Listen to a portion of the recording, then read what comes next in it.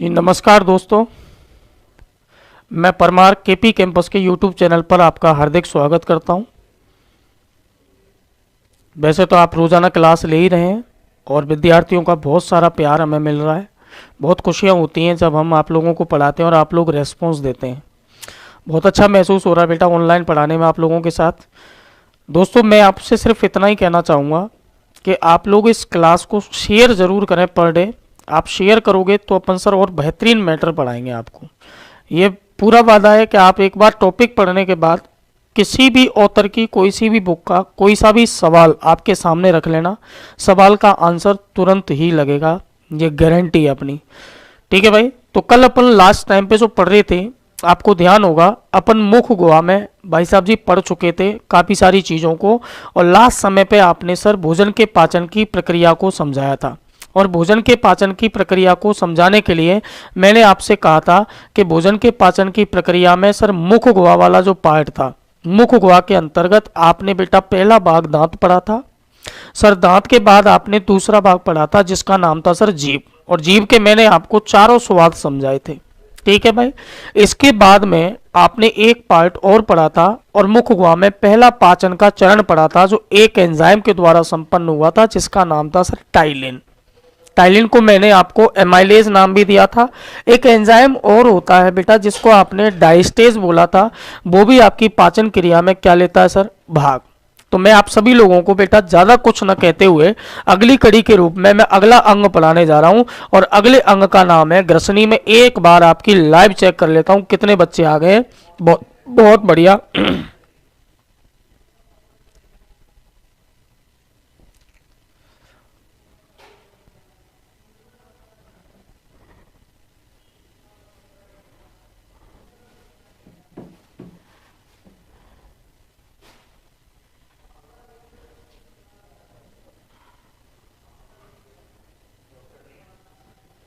Technical team एक बार check करें इसको आप।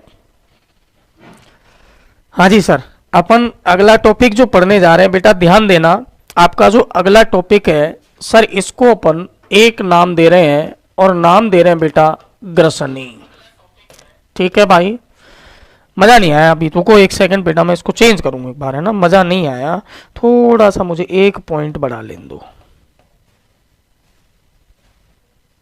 चलिए साहब, अपन जो पढ़ने जा रहे हैं बेटा याद रखना, आपने इसको जो नाम दिया है वो नाम एक दिया है और नाम दिया बेटा आपने ग्रसनी। पहले तो भैया सभी विद्यार्थी आ जाए, अभी 7 ही लोग हैं भैया, जल्दी से जितने भी विद्यार्थी हैं जल्दी जल्दी आ जाए। Good morning Ritu Kumari, very good. Amit Yadav ji को तहे दिल से नमस्कार।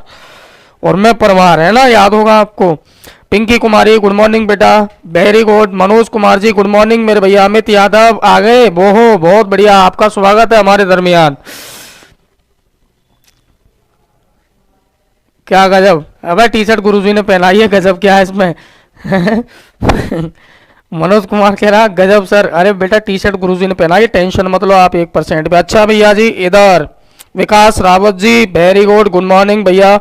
असम खान कार लवर, अबे लब तो बेटा किसी और चीज से होता है, कार वार से करने लग रहा, तू भी पता नहीं क्या करेगा भाई। चलो वेरी गुड, बहुत बढ़िया। अपन चालू करते हैं। एक मेंबर कौन सा गायब हुआ है भाई, एकता चौधरी बहन जी गुड मॉर्निंग। अच्छा एक बात बताओ, ये सारी लड़कियां ही मतलब क्लास पसंद कर रही हैं कि कुछ ऐसे हमारे भाई बंदे हैं जो लड़कियों की आईडी चला रहे हैं? Shivam Sikarwar ji Ram Ram sir, very good. Sonia Rajput good morning बेटा। अपन टॉपिक चालू करते हैं, बहुत देर हो गई है ना। चलिए साहब देखो बेटा, अपन जो पढ़ने जा रहे हैं वो अगला अंग था बेटा पाचन क्रिया। पहले तो आपको टॉपिक सबको याद होगा, हमारा जो टॉपिक था बेटा उसको अपन ने एक नाम दिया था, और आप बेटा एक टॉपिक पढ़ रहे हैं जिसका नाम है पाचन तंत्र। बेटा पाचन तंत्र के अंतर्गत आपने एक भाग पढ़ लिया है, और बेटा वो भाग था आपका मुख गुहा। सर मुख गुहा के बाद आप एक भाग पढ़ेंगे जिसका नाम है बेटा ग्रसनी। सर ग्रसनी के बाद आप एक भाग पढ़ेंगे जिसका नाम है बेटा आमाशय। ठीक है भाई। अब देखिए भाई साहब, आप पहले तो आप इसको समझे। सर इसे अपन ने क्या कहा था, मुख गुहा को आपको याद होगा बेटा, इसे ओरल कैविटी, वक्कल कैविटी, या फिर अपन इसे माउथ कैविटी के नाम से जानते हैं। ठीक है भाई। बेटा ग्रसनी को अपन क्या कहते हैं, तो बेटा शब्द याद रखना, इसे अपन ओसोफेगस बोलते हैं। क्या बोलते हैं बेटा, ओसोफेगस। और आमाशय को आप सभी जानते हैं, जिसे अपन बेटा एक शब्द से जानते हैं जिसका नाम है स्टोमच। तो पहले तो आप बेटा बहुत अच्छी तरीके से इस बात को समझें कि सर पाचन क्रिया जब आपने एक छोटे से पार्ट में करी थी और पार्ट का नाम था भाई साहब आपका मुख गुहा, तो आपने बेटा यहां से भोजन के प्राथमिक रूप स्टार्च को बदला था। ठीक है भाई, स्टार्च को बदलने के बाद आपने बेटा इसको एक छोटी सी चीज में परिवर्तित किया था और उस चीज का नाम था आपका माल्टोज। और माल्टोज के बाद आपको ध्यान होगा आपने बेटा इसे एक नाम से जाना था, जिसे आपने क्या नाम दिया था, बोलस। बेटा जितने भी बच्चे एसएससी की तैयारी कर रहे हैं वो इस बात को ध्यान रखें कि भाई साहब 100% आपसे पूछा जाता है कि मुख गुहा में भोजन की बनी हुई लुगदी कहलाती है। तो बेटा याद रखना इसको अपन एक नाम से जानते हैं, जिसे अपन क्या कहते हैं बेटा, बोलस। अब ये बोलस जो है वो आपका भाई साहब अगले अंग में प्रवेश करेगा और मैं अंग का चित्र आपके सामने उतार रहा हूं। बेटा ये तो हमारी मुख गुहा थी, ठीक है भाई साहब। इसके बाद अपन बेटा नीचे आते हैं तो आप क्या देखते हो भाई साहब, आप एक छोटी सी चीज देखते हो और उस चीज को आप एक नाम से जान रहे हो, जिसे आप क्या कह रहे हो सर, ग्रसनी। क्लियर। देखो भाई साहब बहुत अच्छे तरीके से ग्रसनी के अंतर्गत की संरचना को अगर परिभाषित किया जाए तो परिभाषित करने का तरीका क्या है कि सर मुख गुहा से अपन यहां पे आए और यहां पे आने के बाद बेटा यहां से एक अंग ऐसे प्रारंभ होता है। ठीक है भाई, ये जो अंग प्रारंभ होता है बेटा याद रखना इसके अंतर्गत दो भाग लेंगे। कौन कौन से भाग, तो बेटा एक भाग तो आपका जो होता है उसे अपन एक नाम से जानते हैं, जिसे अपन कहते हैं आहार नाल। बेटा आहार नाल का प्रारंभिक बिंदु आपका बिल्कुल मुख गुहा से होता है, लेकिन बेटा दूसरी जो चीज भाग लेती है आप उसे एक नाम से जानते हो और आप इसे क्या कहते हो, तो शब्द याद रखना भैया, श्वास नाल। आहार नाल का कार्य है केवल मात्र बेटा भोज्य एवं पेय पदार्थों को क्या करना, तो याद रखना बेटा ग्रहण करना, जबकि श्वास नाल का कार्य है आपकी भाई साहब जी श्वास को आंतरिक भाग में प्रवेश कराना। ठीक है भाई, अब जो अपन बात कर रहे हैं बेटा याद रखना इसके अंतर्गत कुछ हमारे भिन्न अंग पाए जाते हैं। सर कोई पूछे कौन कौन से अंग, तो बेटा ये एक बार कलर में चेंज करता हूं, ये देखिए भाई साहब ये वाला जो भाग है ये आपका बेटा इस प्रकार का होता है, एक भाग आपका यहां पे ऐसा होता है। सर कोई पूछे कि ये भाग किस नाम से जाना जाता है, तो बेटा इसे अपन एपिग्लोटिस बोलते हैं। क्लियर भाई साहब, क्या बोलते हो बेटा, एपिग्लोटिस। बेटा याद रखना इसे हिंदी में क्या कहा जाता है, तो शब्द याद रखना इसे घाटी ढापन, या बेटा इसे आप एक नाम से और जानते हैं जिसे बोलते हैं अपन घाटी ढक्कन। बहुत अच्छी तरीके से समझना बेटा, प्रश्न बहुत पूछे जाते हैं ग्रसनी से और एक ही प्रश्न बार बार रिपीट होता है हर परीक्षा में, और ये जिम्मेदारी है कि बेटा 100% आपका प्रश्न लग जाएगा। दूसरी चीज बेटा मैंने आपको यहां जो नाम दिया है इसे आप बेटा सामान्य भाषा में एक नाम देते हो जिसे बोलते हो सर कंठ। क्लियर बेटा, कंठ का दूसरा नाम क्या होता है, तो शब्द याद रखना इसे आप वाक्य यंत्र के नाम से भी जानते हैं। और बेटा मानव का जो वाक्य यंत्र है उसको भाई साहब बहुत प्यारे से नाम से जाना जाता है, और ये जो प्यारा सा नाम है बेटा याद रखना इसे अपन लैरिंक्स बोलते हैं। क्या बोलते हैं भाई साहब, लैरिंक्स। क्लियर, तो समझे आप बहुत अच्छी तरीके से। वेरी गुड बेटा, गुड मॉर्निंग मनोज कुमार, ये सभी को गुड मॉर्निंग। बेटा एक बार आप मैटर पढ़िए पहले, है ना। ठीक है भाई, अब अपन जो बात करते हैं, मुझे भी पता है आपके पास 1.5 GB नेट है बेटा, 1.5 GB नेट में खर्च कराना नहीं चाहता मैं आपको, उसमें से 500 MB में भी बहुत कुछ देना चाहता हूं, आप समझिए पहले, है ना। देखो बेटा ये जो है कहानी, इसके अंतर्गत आपको कुछ एक आकृति दिखाई पड़ रही है। सर आकृति कौन सी दिखाई पड़ रही है बेटा, कुछ ऐसी दिखाई पड़ रही है।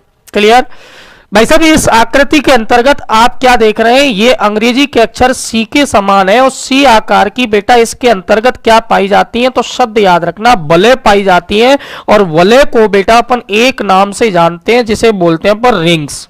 क्लियर भाई साहब, ये जो सी आकृति की वलय है बेटा ग्रसनी के अंतर्गत इनकी जो कुल संख्या होती है, याद रखना आपने देखा होगा बहुत से जीव ऐसे होते हैं, जीव का मतलब अपन ही प्राणी मनुष्य की बात कर रहे हैं अपन, चाहे वो नर हो या मादा हो, आप इस बात को जानते हैं कि जीवों के अंतर्गत बेटा एक कंडीशन बनती है। और कोई पूछे कंडीशन कौन सी बनती है, तो कंडीशन याद रखना बेटा जीव के अंतर्गत हो सकता है किसी की बेटा गर्दन छोटी हो।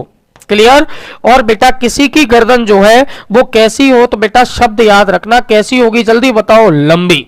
बेटा जिसकी गर्दन छोटी होती है उसके अंतर्गत इसकी जो संख्या पाई जाती है वो लगभग कितनी मानी जाती है? 21। किसकी संख्या है? तो बेटा याद रखना सी वलयों की संख्या की बात कर रहे हैं अपन, ठीक है भाई। और बेटा जिसकी गर्दन लंबी है उसकी कितनी पाई जाएगी? तो शब्द याद रखना बेटा 24। कहने का मतलब क्या हुआ?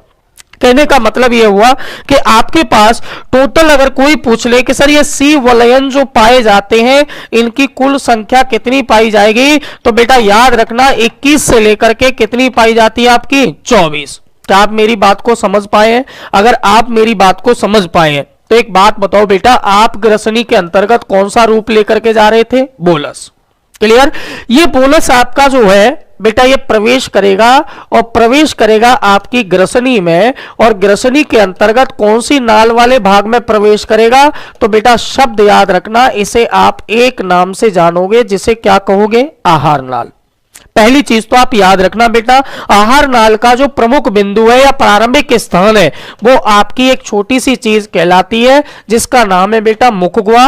और ये मुख गुहा से बिल्कुल कहां तक जाती है? तो बेटा आपके एक छोटे से अंग तक जाती है जिसका नाम है बेटा आपका गुदा। और कल मैं आपको इस चीज की पूरी लंबाई बता चुका था कि सर 32 फीट से लेकर के 33 फीट पाई जाती है। इसका मतलब 9 से लेकर के 10 मीटर की कुल लंबाई में आपकी नाहर नाल का जाल बिछा हुआ होता है। क्लियर? अब अपन जो बात कर रहे हैं वो सुनना बेटा। ग्रसनी में जैसे ही भोजन का रूप प्रवेश कर गया तो बेटा एक बात बताओ, जब भी आप पानी पीते हो या भाई साहब कोई भी कार्य करते हो, क्या बेटा जनरली आप ये बात कह सकते हैं कि भाई साहब ये जो रूप है वो भीतर गटकेगा? ना बेटा, याद रखना वो क्या करता है, सुनना आप बहुत अच्छे तरीके से। वो केवल मात्र एक छोटा सा कार्य करता है। कोई भी व्यक्ति हो, मैं हूं, आप हैं, बेटा याद रखना अपन क्या करते हैं, सीधा इसको निगलते हैं। क्या बात समझ पा रहे हैं आप मेरी? अब निगलते हैं तो बेटा एक बात बताओ, क्या यहां पे भोजन रुकेगा? क्या नहीं। जहां भोजन नहीं रुकता बेटा वहां पाचन क्रिया नहीं होती। इसका मतलब क्या है? शब्द सुन ले दोबारा, क्या बोला है मैंने? जहां भोजन रुकता नहीं है या ठहरता नहीं है वहां बेटा कोई पाचन क्रिया नहीं होती। क्लियर? जब पाचन क्रिया नहीं होगी तो बेटा याद रखना, मानव शरीर का ऐसा कौन सा अंग है जहां पाचन क्रिया संपन्न नहीं होती? शब्द याद रखना, मानव शरीर का ऐसा कौन सा अंग है जहां पर डाइजेशन नहीं होता? बेटा याद रखना, वो अंग आपका एक नाम से जाना जाता है और इसका क्या नाम है भैया? ग्रसनी। ग्रसनी के अंतर्गत आपने कुछ चीजें और भी देखी हैं। कौन कौन सी देखी हैं? तो बेटा आपने एक शब्द पढ़ा था जिसका नाम था एपिग्लोटिस।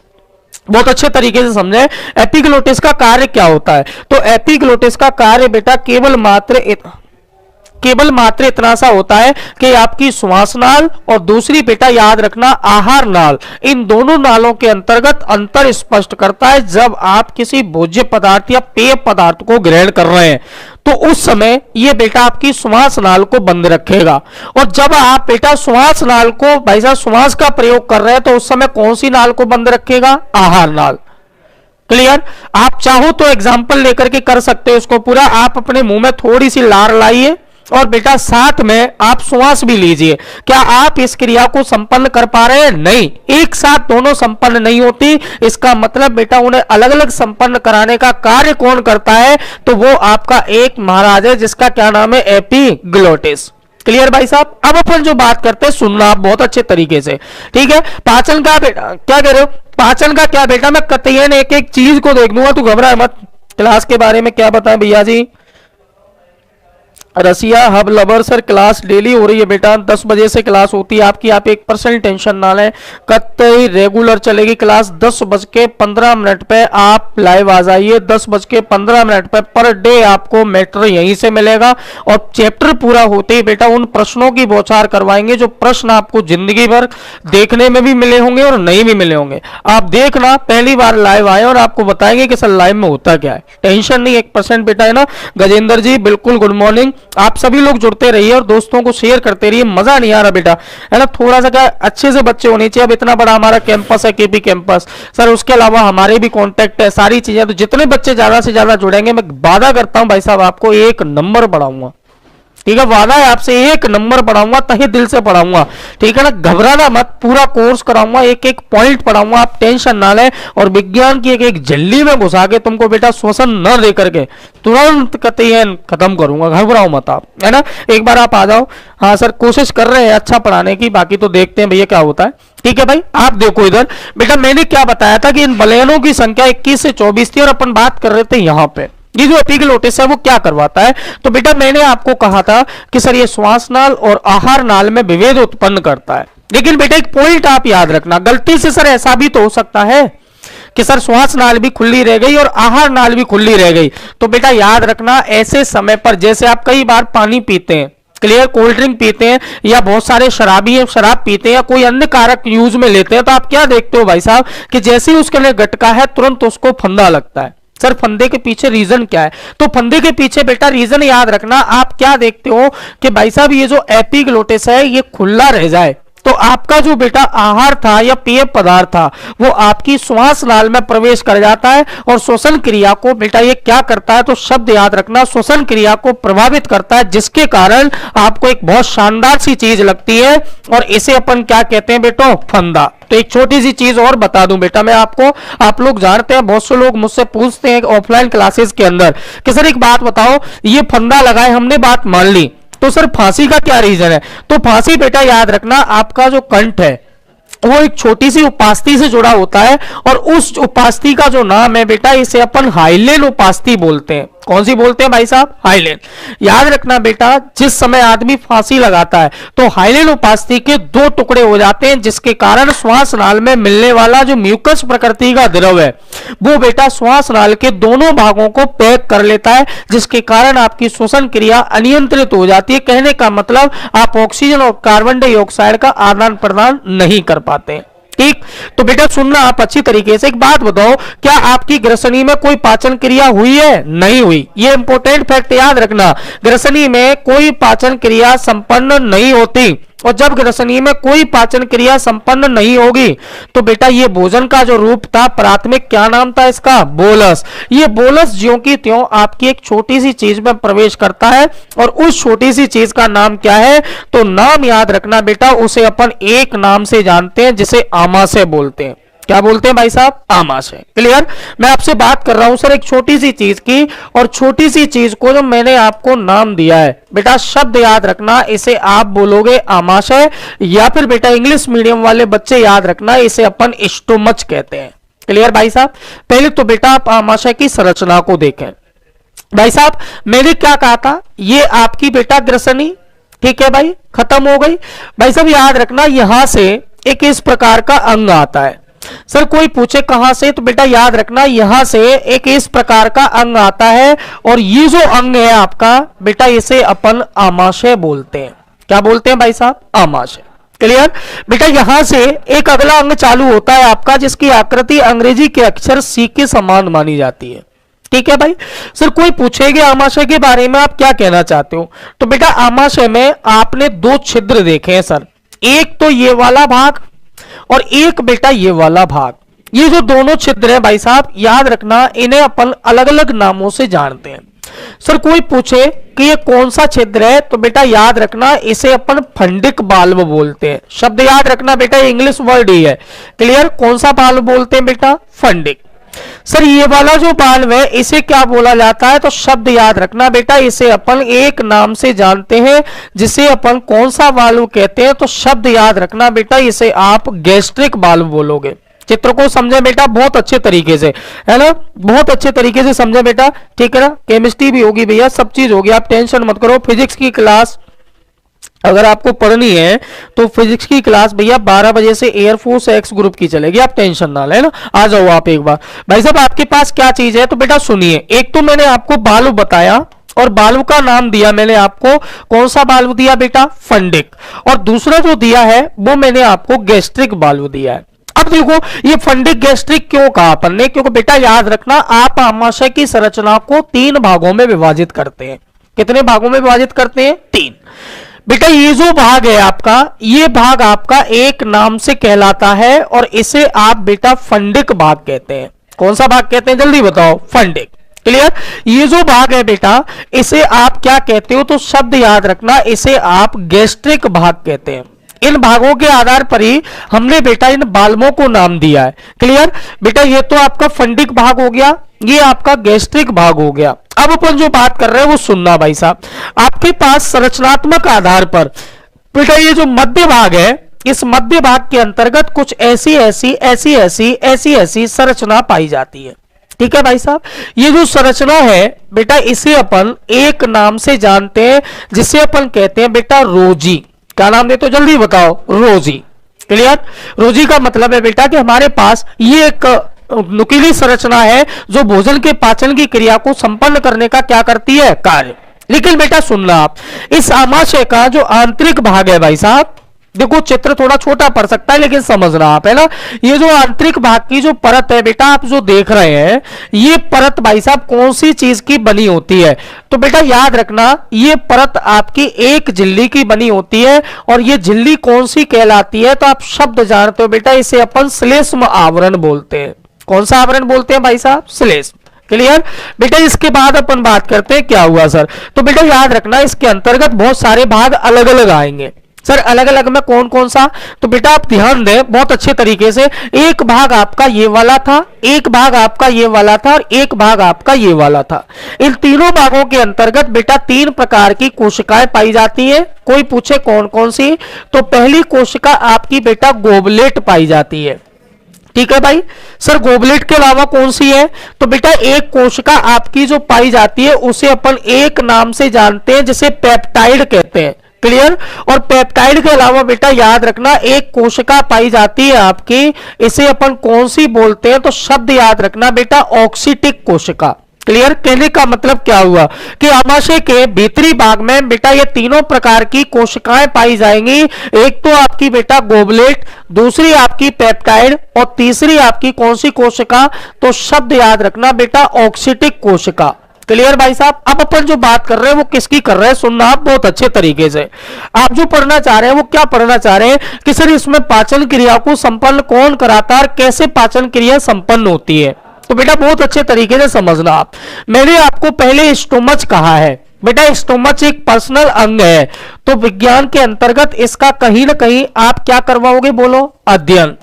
बेटा पहला अंग है, बहुत अच्छे तरीके से समझे, क्योंकि भाई साहब याद रखना, इसके अंतर्गत अपन काफी सारी चीजों को परिभाषित कर रहे हैं। बेटा अध्ययन कहां पे होता है, तो अध्ययन विज्ञान की एक शाखा में होता है, इसे अपन एक नाम से जानते हैं, जिसे क्या कहते हैं, गैस्ट्रोलॉजी।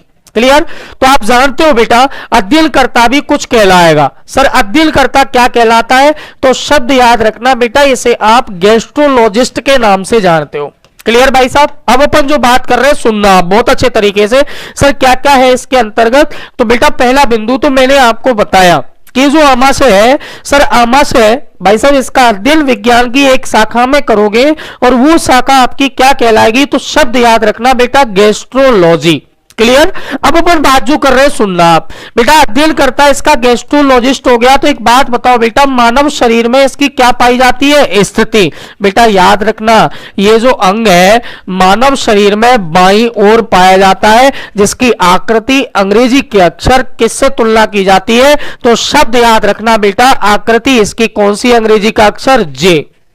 एक एनसीईआरटी के अंतर्गत बेटा याद रखना सी आकृति का दे रखा है, जबकि वास्तविकता में सी आकृति का नहीं होता। सी आकृति का आपका जो एक अंग है बेटा, उसे अपन क्या बोलते हैं, तो शब्द याद रखना, इसे अपन गृहिणी नाम देते हैं। और बेटा ऐसे बच्चे जो इंग्लिश मीडियम के हैं वो बेटा जानते हो इसे ड्यूडोनम बोलते हैं। क्या बोलते हैं भाई साहब जी, क्लियर। बेटा कोई पूछे कि सर ये जो है गृहिणी भाई साहब ये क्या है, तो ये बेटा छोटी आंत का सबसे छोटा भाग कहलाता है। लेकिन आप पॉइंट को समझे, पॉइंट क्या बेटा, स्थिति बाईं ओर, अंग्रेजी के अक्षर, आकृति किसके समान होगी, तो जे के समान होगी। और इसके अलावा क्या है, तो इसके अलावा बेटा इसका आपसे क्या पूछा जाता है, परिमाप।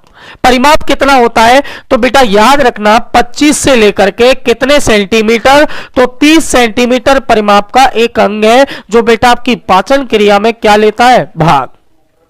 सर कोई पूछेगा, चलो सर हमने ये बात भी मान ली, इसके अलावा क्या है, तो इसके अलावा याद रखना बेटा आपके पास स्थिति जो है वो क्या क्या है, सुनना आपने क्या कहा है कि सर 25 से 30 सेंटीमीटर का ये अंग है जो भाई साहब क्या करेगा। तो बेटा आपने देखे होंगे बहुत से लोग ऐसे होते हैं जिनका बेटा पेट जो है वो थमेड़ी के समान होता है, बड़ा तगड़ा कतईन समुद्र बना होता है। बेटा चाहे वो आदमी हो चाहे कतईन मरा हुआ पिल्ला हो, ठीक है भाई। बेटा प्रत्येक व्यक्ति के आमाशय की परिमाप याद रखना 25 से कितने सेंटीमीटर होती है, 30। ठीक, चाहे आदमी 2 रोटी खाए या कोई 24 रोटी खाए, बेटा याद रखना परिमाप इसकी समान होती है। और इसका आंतरिक आवरण कौन सी झिल्ली का बना होता है, तो श्लेष्म झिल्ली। लेकिन सबसे बड़ी खास बात क्या है कि ये जो आमाशय है इसके अंतर्गत बेटा जो भोजन है वो सर्वाधिक समय के लिए ठहरता है। क्लियर भाई साहब। कोई पूछे मानव शरीर की पाचन क्रिया में भाग लेने वाला एक अंग जिसमें भोजन सर्वाधिक समय के लिए ठहरता है, तो बेटा याद रखना भोजन सर्वाधिक समय के लिए ठहरता है कौन से अंग में, तो नाम याद रखना इसका नाम है भाई साहब आपका आमाशय। और बेटा न्यूनतम टाइम कितना होगा, तो भाई साहब याद रखना 4 घंटे से लेकर के 6 घंटे तक। क्या बात समझ में आ गई।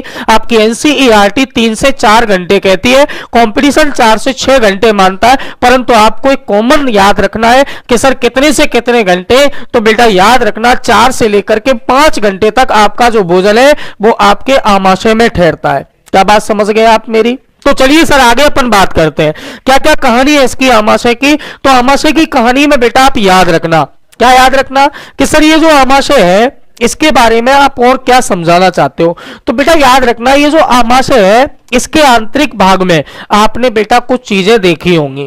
कोई पूछे क्या पाई जाती है, तो बेटा याद रखना आमाशय के आंतरिक भाग में आपकी एक प्रकार की ग्रंथियां पाई जाती हैं। सर कोई पूछे कौन सी ग्रंथियां, तो बेटा शब्द याद रखना इन्हें अपन जठर ग्रंथियां कहते हैं। कोई पूछे कौन सी बोलेंगे, तो बेटा शब्द याद रखना इसे आप गैस्ट्रिक ग्लैंड्स बोलते हैं। क्लियर भाई साहब। सर अपन से कोई पूछे कि सर ये जठर ग्रंथियां जो होती है इनकी संख्या कितनी होती है, तो बेटा याद रखना एक मानव शरीर के अंतर्गत इनकी जो संख्या है वो फिक्स मात्रा में पाई जाती है। सर कितनी पाई जाती है, तो बेटा याद रखना लगभग। क्लियर, क्या शब्द दे रहा हूं मैं आपको सर, लगभग। लगभग याद रखना बेटा इनकी जो संख्या होती है वो 3.5 करोड़ होती है। आप सोच रहे होंगे 2 होंगी, 4 होंगी, 10 होंगी, लेकिन याद रखना बेटा जठर ग्रंथियों की संख्या मानव शरीर में जो पाई जाती है वो लगभग 3.5 करोड़ पाई जाती है। क्लियर भाई साहब। अब अपन बात करते हैं, चलिए साहब हो गया कांड। ठीक, अब इसके बाद क्या बात कर रहे हैं, तो सुनना बेटा आप। ये जो जठर ग्रंथियां हैं भाई साहब ये क्या निकालेंगी, तो बेटा याद रखना इसे अपन जठर रस बोलते हैं। कौन सा रस बोलते हैं बेटा, जठर रस। कोई पूछे इसे क्या बोलोगे, तो बेटा इसे गैस्ट्रिक जूस बोला जाता है। और ये जो गैस्ट्रिक जूस है मानव शरीर में निकलने वाला एकमात्र प्रबलतम अम्लीय होता है जिसका पीएच मान कैसा होता है, तो पीएच मान याद रखना बेटा 1.5 से बेटा कितना माना जाता है, 2.5। ऐसे विद्यार्थी जिन्होंने यूपी पुलिस 2018 की परीक्षा दी हो तो आपको याद होगा बेटा पूछा गया था जठर रस का पीएच मान होता है और उसके अंदर करेक्ट जो आंसर था वो 1.2 से लेकर के 2 पॉइंट कितना था, बोलो 2। तो कहने का मतलब क्या है कि कॉमन जो पीएच मान है बेटा वो याद रखना 1.5 से कितना होता है, 2.5। क्या आप बात को समझ पाए। एक बार आप नजर मार ले पहले बेटा अपन ने क्या कहा था, आमाशय। आमाशय में भोजन सर्वाधिक समय के लिए ठहरता है। Clear sir. इसके बाद अपन ने कहा था कि इसका अध्ययन कहां पे करोगे, तो बेटा विज्ञान की एक शाखा जिसका नाम है गैस्ट्रोलॉजी। और बेटा अध्ययन करता कौन कहलाता है, तो शब्द याद रखना बेटा गैस्ट्रोलॉजिस्ट। क्लियर। अब जो अपन बात कर रहे हैं वो क्या कर रहे हैं, सुनना भाई साहब। आपके आमाशय के भीतरी भाग में आपकी बेटा जठर ग्रंथियां पाई जाती है और लगभग इनकी जो संख्या है बेटा वो कितनी पाई जाती है, 3.5 करोड़। क्लियर। ये किसका श्रवण करती है सर, तो याद रखना बेटा ये आपका जठर रस निकालती हैं। और जठर रस के बारे में कोई इंसान पूछे कि प्रकृति में कैसा होता है, तो बेटा प्रकृति इसकी याद रखना प्रबल अम्लीय होता है, स्ट्रॉन्ग एसिड होता है बेटा ये। ठीक है भाई। कोई पूछेगी सर प्रबल अम्लीय है ये, तो एक बात बताइए सर इसका पीएच मान कितना होगा, तो बेटा 1.5 से लेकर के आपका कितना होगा भाई साहब, 2.5। क्या आप बात को समझ पाए। जब मेरी इतनी बात समझ पाए तो सर ये जो जठर रस है आपका वो प्रबल अम्लीय क्यों हो रहा है, क्या इसकी वजह है, तो बेटा याद रखना इसके पीछे की भी एक बहुत शानदार सी वजह है भाई साहब। कोई पूछे क्या वजह है, तो सुनना बेटा आप अच्छे तरीके से। क्लियर। क्या सुनना है आपको, बहुत अच्छे तरीके से समझे। आपके पास इसके अंतर्गत एक कोशिका पाई जा रही थी सर कोशिका का नाम था ऑक्सीटिक कोशिका। क्या नाम था बेटा? ऑक्सीटिक। क्लियर? हम जो पढ़ रहे हैं वो आपको पता है बेटा, एक छोटी सी चीज पढ़ रहे हैं जिसका नाम है आमाशय, और आमाशय में अपन पहली कोशिका पढ़ने जा रहे हैं। और बेटा पहली कोशिका का क्या नाम है? तो शब्द याद रखना, इसे आप ऑक्सीटिक कोशिका बोलोगे। क्लियर? ऑक्सीटिक सेल्स क्या करती है? तो बेटा याद रखना, इनसे एक पदार्थ का स्रवण होता है, और वो स्रवण आपका जो होता है बेटा एक अम्ल होता है जिसका नाम है HCl। क्या नाम है भाई साहब? जल्दी बताओ। क्लियर? कोई पूछेगा सर HCl क्या करेगा, तो बेटा याद रखना, ये जो HCl है स्वयं एक क्या है बेटा? अम्ल है। इसे अपन किस नाम से जानते हैं? तो शब्द याद रखना भाई साहब, इसे आप हाइड्रोक्लोरिक अम्ल बोलते हैं। कौन सा अम्ल बोलते हैं भाई साहब? हाइड्रोक्लोरिक। क्लियर? अपन जो बात कर रहे हैं सुनना बेटा अच्छे तरीके से, ये जो हाइड्रोक्लोरिक अम्ल है इसके बारे में अपन क्या कहते हैं? तो बेटा आपकी पूरी केमिस्ट्री के अंतर्गत सर्वाधिक प्रबलतम अम्ल का जो दर्जा दिया जाता है वो इसी हाइड्रोक्लोरिक अम्ल को दिया जाता है। लेकिन खास बात क्या है बेटा कि ये जो हाइड्रोक्लोरिक अम्ल है आपके मानव शरीर में जब ये निकलेगा तो बेटा ये कोई ना कोई क्या करेगा? बोलो, कार्य। अब एक बात बताओ, आपने कहावतें सुनी होंगी, क्या सुनी है कि सर एक मछली पूरे तालाब को कैसा बनाती है? गंदा। तो सेम स्थिति याद रखना, ये स्वयं क्या चीज है बेटा? तो आप जानते हो ये एक प्रकार का क्या है सर? हमारा अम्ल। क्लियर? और जब बेटा अम्ल निकलेगा तो एक बात बताओ, पूरा माहौल अम्लीय होगा कि नहीं होगा? तो पहला कार्य तो आप याद रखना इसका, क्या याद रखोगे कि ये जो है वो बेटा भोजन के माध्यम को, किसके माध्यम को? जल्दी बताओ। ठीक, भोजन के किसको भाई साहब? माध्यम को क्या बनाता है? तो शब्द याद रखना बेटा, ये भोजन के माध्यम को अम्लीय बनाता है। क्लियर? पहला कार्य याद रखना HCl का, क्या चीज है बेटा? तो भोजन के माध्यम को कैसा बनाएगा बेटा? अम्लीय। कहने का मतलब ये जो पाचन क्रिया हो रही है आपकी, ये बेटा आपके एक छोटे से रूप पर हो रही है, और वो रूप जो था आपका, आपने इसे एक नाम दिया था, और क्या बोला था बेटा? बोलस। और बोलस पर पाचन क्रिया में भाग लेने वाला जो पहला अम्ल है बेटा उसका क्या नाम है? जल्दी से बताओ आपका? HCl। बेटा HCl ने क्या किया? तो भोजन के माध्यम को कैसा बना दिया? अम्लीय। लेकिन इसके अलावा क्या है? तो इसके अलावा बेटा दूसरा पॉइंट याद रखना, ये स्वयं एक ऐसा अम्ल है जो बेटा क्या करेगा? आपको भी पता है कि आपकी लार भी अम्लीय हुआ करती थी जो टाइलिन नामक एंजाइम को लाती थी। याद रखना बेटा ये अम्ल क्या करता है? टाइलिन की क्रियाविधि को। क्लियर? जैसे ही टाइलिन इसके पास पहुंचेगा ये बेटा उसकी धुरी उतार देगा। ठीक है भाई? कहने का मतलब क्या हुआ कि टाइलिन की क्रियाविधि को ये क्या कर देता है? तो शब्द याद रखना बेटा, ये टाइलिन की क्रियाविधि को समाप्त कर देता है। क्या बात समझ में आ गई बेटा? HCl के टोटल अभी तक कितने कार्य हो गए? जल्दी बताओ। 2। बेटा पहला तो क्या? भोजन के माध्यम को कैसा बनाना? अम्लीय। बेटा दूसरा क्या बताया अपन ने? टाइलिन की क्रियाविधि को क्या करना? समाप्त। क्लियर? और बेटा इसके अलावा कोई पूछे कि सर क्या होगा, तो बेटा याद रखना तीसरा कार्य जो करता है वो बेटा भोजन में उपस्थित हानिकारक जीवाणु, जैसे आपका सर मुख गुहा के अंतर्गत आपकी कौन से कारक ने भाई साहब खत्म किए थे? तो लाइसोजाइम ने। सेम प्रकृति में याद रखना बेटा ये भोजन के अंतर्गत उपस्थित हानिकारक जीवाणुओं को भी क्या करता है? तो बेटा नष्ट करता है। और कोई पूछे कौन करता है नष्ट, तो बेटा एक अम्ल है जिसका क्या नाम है? HCl। कितने कार्य हो गए भैया इसके? 3।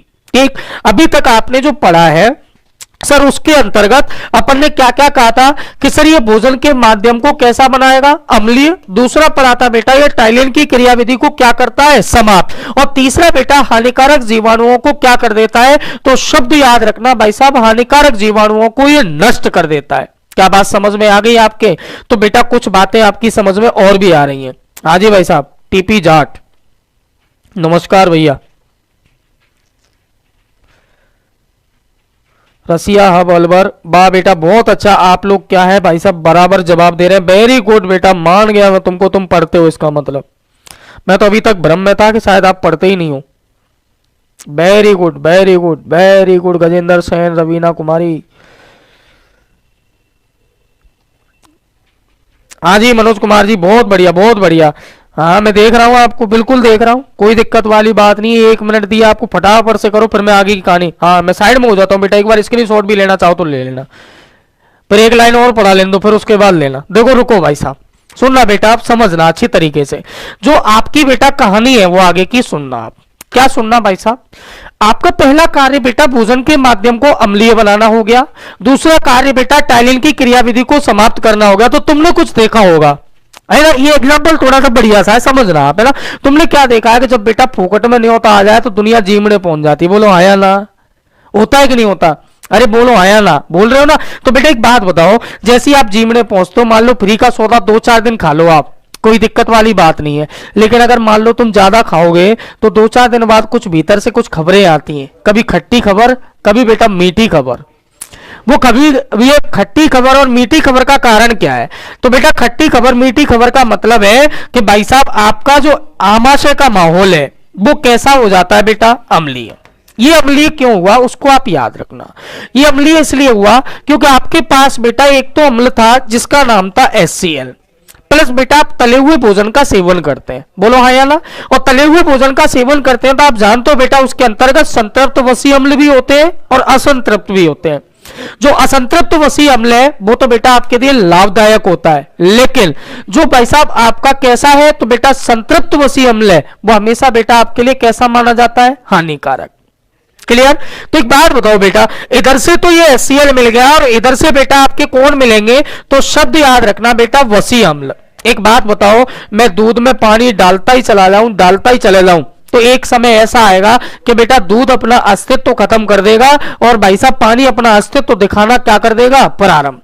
तो सेम स्थिति आप याद रखना बेटा, इधर से तो HCl का भरना और इधर से बेटा वसी अम्ल का स्टोर होना, ये दोनों की दोनों चीजें एक साथ बढ़ती हैं तो बेटा अम्ल की मात्रा शरीर में बढ़ेगी या घटेगी? बढ़ेगी। क्या बात समझ में आ गई? जब बेटा अम्ल में ये मात्रा अम्लीय बढ़ जाती है तो आपको बेटा याद रखना खट्टी और कैसी डकारें आती हैं? तो शब्द याद रखना, खट्टी और मीठी डकारें आती हैं। और ये खट्टी और मीठी डकारों को आप क्या नाम देते हैं? तो पेट के अंतर्गत एक छोटी सी चीज बढ़ गई जिसका नाम था बेटा अम्लीयता। क्या बात समझ में आ गई आपके? तो आपने बेटा पहला अम्ल पढ़ा है और अम्ल का नाम है आपका सर HCl। HCl में मैंने क्या कहा था सुनिए आप बहुत अच्छे तरीके से बेटा, ये भोजन के माध्यम को कैसा बनाता है? अम्लीय। सर दूसरा, ये टाइलिन की क्रियाविधि को क्या कर देता है? समाप्त। तो सर तीसरा आप जानते हो हानिकारक जीवाणुओं को ये क्या कर देता है बेटा? नष्ट। लेकिन एक आपके मानव शरीर में इसकी बहुत बड़ी हानि है, और वो हानि क्या है? तो बेटा इसका स्तर बढ़ने पर, वसी अम्ल का और इसका स्तर बढ़ने पर आपके पेट के अंतर्गत बेटा अम्लीयता उत्पन्न होती है, जो एक प्रकार की आपके लिए बहुत विकट क्या है बेटा? ये समस्या। क्या बात सुन पा रहे हैं आप मेरी? तो आगे सुनिए बेटा, जैसे ही आपके HCl की क्रियाविधि पूर्ण होती है तो आपके ये अन्य भाग बेटा, पहली तो कौन सी कोशिका? गोबलेट। और दूसरी कौन सी? तो शब्द याद रखना बेटा, पेप्टाइड कोशिका। ये क्या करती है? तो बेटा ये केवल मात्र आपके शरीर में पाचन क्रिया को संपन्न करने के लिए एंजाइमों का श्रवण करती है। और जो जो एंजाइम निकलते हैं बेटा, कोई वसा का पाचन करता है, कोई प्रोटीन का पाचन करता है। लेकिन एक कंडीशन आप याद रखना, मानव शरीर के अंतर्गत जब भी कभी पाचन क्रिया को आपको समझना है तो बेटा याद रखना, पाचन क्रिया के अंतर्गत केवल 3 चीजों का पाचन होता है। कोई पूछे कौन कौन सी, मैं कलर चेंज कर लेता हूं बेटा, कोई पूछे कौन कौन सी, तो पहली तो याद रखना आपकी carbohydrate. Clear? Technical team check करे भाई साहब आ रहा है कि नहीं आ रहा है ये कलर। ठीक है भाई, देखो बेटा आपके पास कौन सी चीज है? तो पहला पाचन होता है एक छोटी सी चीज का जिसका नाम है कार्बोहाइड्रेट। क्लियर? सर कार्बोहाइड्रेट के अलावा क्या चीज? तो बेटा दूसरा शब्द याद रखना, इसे आप एक नाम से जानते हो जिसे बोलते हो बेटा वसा। और वसा के अलावा क्या चीज है?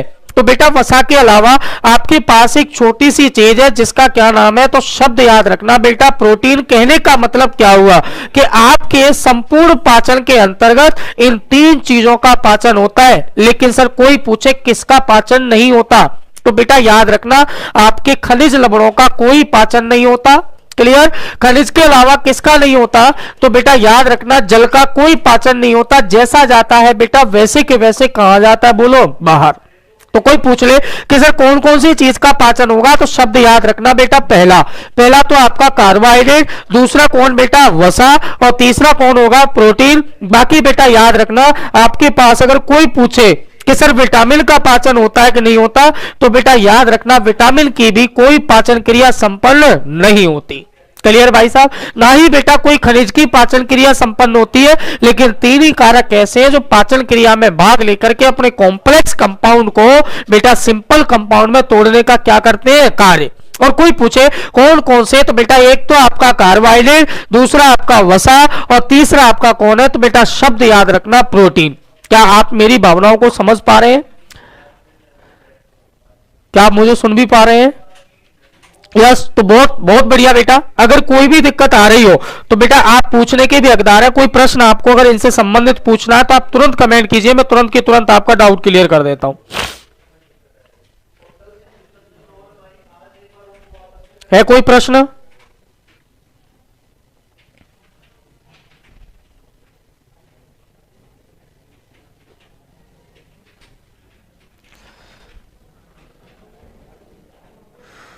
गजेंद्र सेन यस सर बोल रहे हैं। बताओ भैया प्रश्न बोलिए आपका कोई सा भी।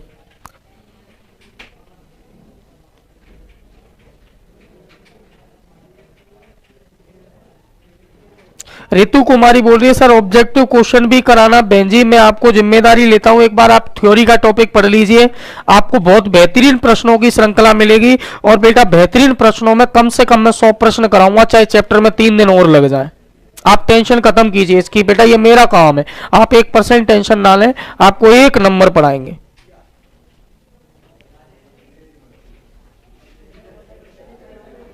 मनोज कुमार जी को कोई समस्या नहीं है, बहुत बढ़िया बेटा, बिल्कुल रितु कुमारी 100% कराएंगे, आप टेंशन ना लें।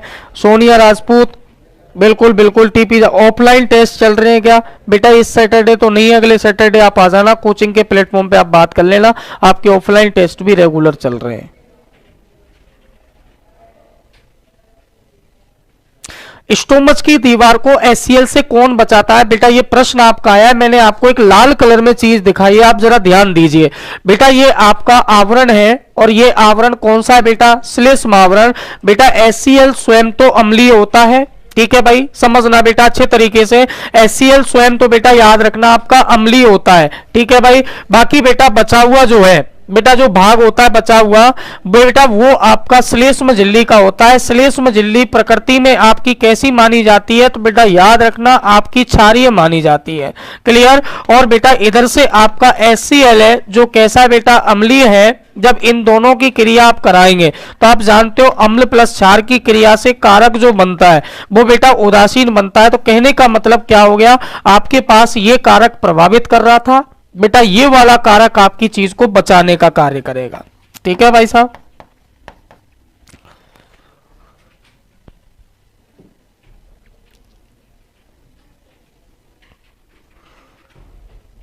केपी यादव जी क्या बोल रहे हैं? बिल्ली का क्या काम?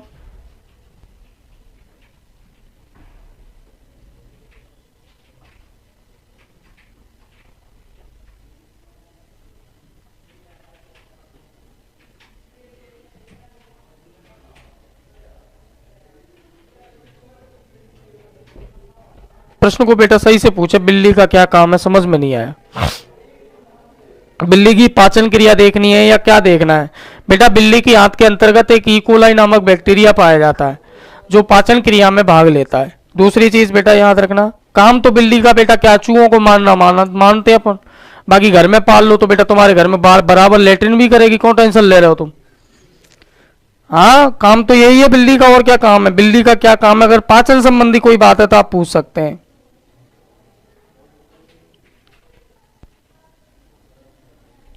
तिल्ली कह रहे हो क्या? अरे बेटा तिल्ली स्प्लीन, देखो भाई साहब सुनिए, जो आपकी स्प्लीन है अब लिखिए ना, जब से तो बिल्ली बिल्ली लिखी आ रही है, एक बार तुम्हारी कमेंट चेक कर लो, बिल्ली का क्या काम है, बिल्ली का क्या काम। भाई मैं तो बिल्ली के बारे में बता रहा था आपको। अब सुनिए बेटा, जो तिल्ली है प्लीहा, ये बेटा प्लीहा आपका आरबीसी को खत्म करने का कार्य करता है, इसलिए इसको आप आरबीसी का कब्रिस्तान भी बोलते हैं। ठीक है भाई? इसके अलावा क्या क्या है तो सुनना बेटा। दूसरा कार्य इसका क्या है बेटा? तो ये प्लेटलेट्स के निर्माण में भी सहायक होता है। ठीक है भाई साहब? सर इसके अंतर्गत और क्या क्या चीजें हैं तो और याद रखना बेटा, ये जो तिल्ली है भाई साहब, आरबीसी जब यह खत्म होगी तो बेटा आरबीसी का निर्माण भी होगा। बेटा कहने का मतलब क्या हुआ? एक तो बेटा रक्त निर्माण की क्रियाविधि में ये भाग लेता है। ठीक है भाई? और दूसरा याद रखना बेटा, ये जो है इसके अंतर्गत क्या चीज होती है तो बेटा ये तिल्ली आपकी प्लेटलेट्स के साथ साथ अन्य एक कारक विटामिन के निर्माण में भी क्या होती है बेटा? सहायक।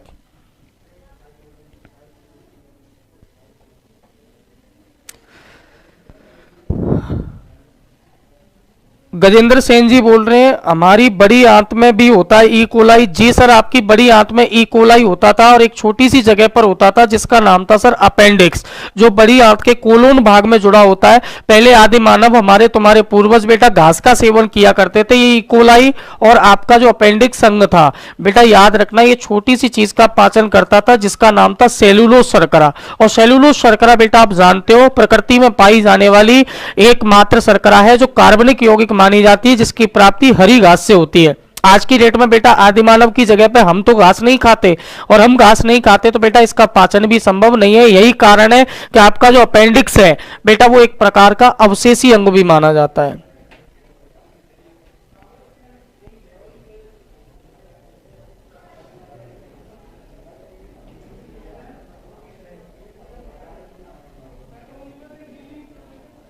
ठीक है भाई, तो आपके लिए आज के लिए बहुत है, बाकी अपन बेटा अगली क्लास में पढ़ेंगे। ठीक है ना, कल ज्यों की त्यों इसी समय आपकी आमाशय की आदि क्रिया विधि आपकी बची हुई है, और आदि क्रिया विधि को कल अपन पढ़ेंगे भाई साहब, जिसके अंतर्गत क्या क्या पढ़ेंगे आप। तो बेटा आपका एक लाइपेज एंजाइम, एक आपका पेप्सिल एंजाइम, एक आपका रेनिन एंजाइम, इन तीनों एंजाइमों की क्रियाविधि को समझने के बाद अपन पाचन क्रिया के बाद भोजन के रूप को परिवर्तित करेंगे, और भोजन के रूप को परिवर्तित करने के बाद बेटा अगले अंग में प्रवेश कराएंगे। और अगला अंग जो है बेटा वो याद रखना आपका क्या नाम है इसका, ग्रसनी। तब तक के लिए जोरदार नमस्कार।